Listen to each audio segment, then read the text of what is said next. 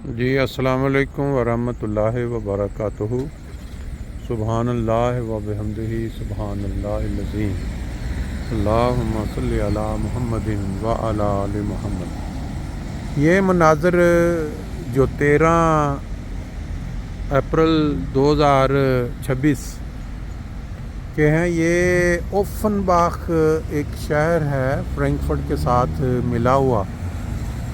درمیان میں سے جو چیز ان دونوں شہروں کو علیحدہ علیحدہ کرتی ہے وہ یہ والا دریا ہے مائن۔ یہ پانی اور یہ کیا کہتے ہیں سکون، سموتھ، یہ والا دیکھ کے انسان کی طبیعت ایک دفعہ بڑی کیا کہتے ہیں خوش ہو جاتی ہے۔ پانی کے کنارے پہ آپ واک کر رہے ہوں، پانی کے کنارے پہ آپ کا گھر ہو یا آپ کسی ہوٹل میں ٹھہرے ہوں، تو یہ قدرتی بات ہے کہ انسان کی جو طبیعت ہے اس کے اوپر اس کا بڑا پازیٹیو اثر پڑتا ہے۔ یہ دیکھیں انہوں نے یہاں دریا کہتے ہیں مائن۔ جب فرینکفرٹ کا آپ نام لیتے ہیں کہ فرینکفرٹ ام مائن، کیونکہ یہ فرینکفرٹ اس دریا کے کنارے پہ ہے تو اس کو اس لیے مائن کہہ دیتے ہیں۔ ایک فرینکفرٹ ہے اوڈر بھی ایک چھوٹی سی اس طرح کی ایک نہر کہہ لیں یا دریا، وہ اس کو، لیکن یہ کیونکہ انٹرنیشنل شہر ہے فرینکفرٹ اور یہاں انٹرنیشنل ایئرپورٹ، اس لیے یہ زیادہ مشہور ہے دنیا میں۔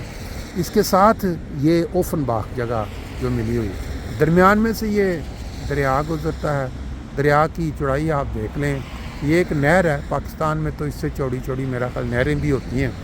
لیکن کیونکہ یہ شہر کے بیچ میں سے گزرتا ہے، جرمنی کے مختلف علاقوں کو آپس میں ملاتا ہے۔ ایون کہ اس کے اوپر بڑے بڑے شپ جو یورپ میں چلتے ہیں، مختلف ممالک میں وہ بوڑھے لوگوں کو کروز اس کو بولتے ہیں، جس کے اندر ریسٹورنٹس بھی ہوتے ہیں اور سلیپنگ روم بنے ہوتے ہیں اور سینما اور اس طرح کی ساری چیزیں، وہ سب کی سب جو ہیں وہ شپ یہاں بھی آ کے لنگر انداز ہوتے ہیں فرینکفرٹ میں ایک دن کے لیے، یا دن پھر لوگ نکل کے گھوم رہے ہوتے ہیں۔ چند دن پہلے میں نے آپ کو دکھایا تھا۔ ابھی یہ صبح کا وقت ہے اور آپ دیکھ پا رہے ہیں کہ جو لوگ اپنی صحت کا خیال رکھتے ہیں ان میں سے یہ چائنیز لوگ، جو کورین، چائنیز، تھائی لینڈ، ان کی جو اب دوڑتے ہوئے ایک خاتون کو آپ دیکھ رہے ہیں، ایسے ہی لگ رہا ہے کہ یا تو اس کا تعلق کوریا سے ہے یا چائنا سے ہے۔ ان ممالک میں لوگوں کے متعلق جب ہم خبریں پڑھتے ہیں تو بہت کم ملتا ہے کہ جی کسی کو ہارٹ اٹیک ہو گیا ہے، زیادہ تر لوگ شوگر کے مریض ہیں۔ یہ معاملہ سارا ہمارے ایشین لوگوں کے ساتھ جڑا ہوا ہے۔ کیا ہے اس کے پیچھے وجہ؟ کہ ہم صحت کا خیال نہیں رکھتے۔ اس طرح کے مناظر ہمارے پاس کم ہیں جہاں ہم صبح اٹھ کے اس طرح جاگنگ کرتے ہوئے، دوڑتے ہوئے اپنے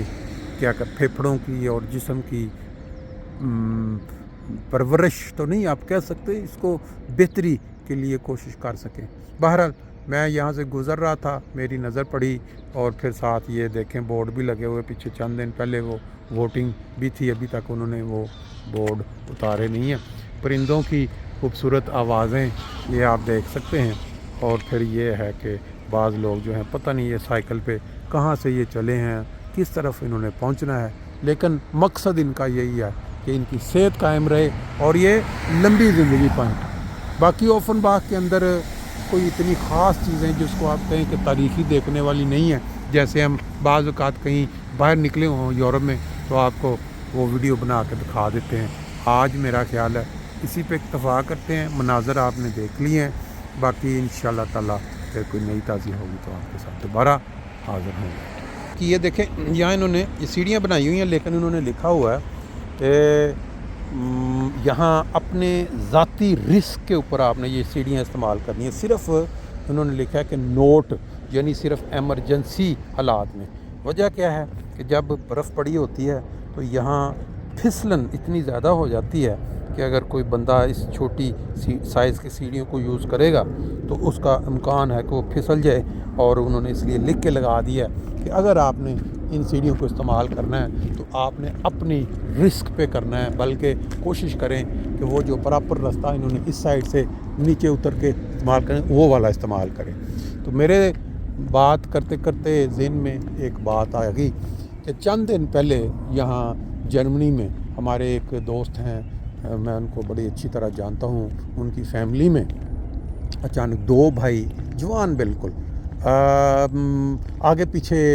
چلتے ہوئے گھر کی طرف رواں تھے، اور گھر کے پاس پہنچنے کے بعد ایک بھائی جو ہے وہ گھر میں انٹر ہو گیا، اور جو دوسرا پیچھے پیچھے آ رہا تھا وہ تھوڑی دیر تک جب انٹر نہیں ہوا تو والدہ نے پوچھا کہ بھائی کہاں ہے؟ تو اس نے کہا کہ میرے پیچھے پیچھے آ رہا تھا، لیکن اس دوران کسی نے جا کے وہ دروازہ کھٹکھٹایا اور پوچھا کہ یہ باہر، کیونکہ وہ لوگ جب اکٹھے رہ رہے ہوتے ہیں کسی بلڈنگ میں، اوپر بالکونی سے کوئی دیکھ رہا تھا، تو اس نے دیکھا کہ یہ نوجوان اچانک گرا ہے، اور گرتے اس کو واپس ہوش میں، لیکن خون بہہ رہا تھا، وہ ہاسپٹل لے گئے۔ ہاسپٹل میں جا کے انہوں نے اس کو وہ کوما کیا کہتے ہیں مصنوعی، کیونکہ بعض تکالیف ایسی ہوتی ہیں، وہ بیسیکلی وہ بس پہلے بے ہوش ہو چکا تھا، لیکن کوما جس کو کہتے ہیں کہ اس حالت میں کہ انسان کوئی اس کے جسم کے اندر ریئیکشن نہیں ہوتا، اور وہ بے ہوشی کے عالم میں ہفتہ پورا، یا غالباً اس سے بھی چند دن زیادہ ہمارے یہاں بیت الصبوح میں اعلان دعا کا ہوتا رہا کہ دعا کریں کہ اللہ تعالیٰ اس کو صحت مند کر دے اور اس کی ہوش واپس آ جائے۔ لیکن وہ کہتے ہیں نا کہ خدا ہی جانے، جب کوئی تکلیف، جب کوئی کسی قسم کا فیملی کے اوپر امتحان اللہ تعالیٰ کی طرف سے آنا ہوتا ہے تو پھر کوئی چارہ نہیں چلتا، اور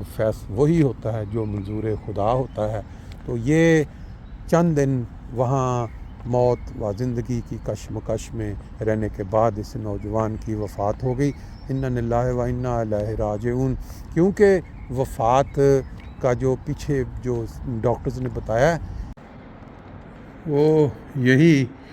کہ ہارٹ مکمل طور پہ بند ہو گیا، اور ہارٹ بند ہونے سے بے ہوش ہو کے وہ جب گرا ہے تو اس کی وجہ سے اس کے سر پہ بھی چوٹ آئی۔ آج کل ہارٹ فیلر ہونا یا دوسرے زندگی والے جو اوضاع ہیں ان کا بند ہو جانا،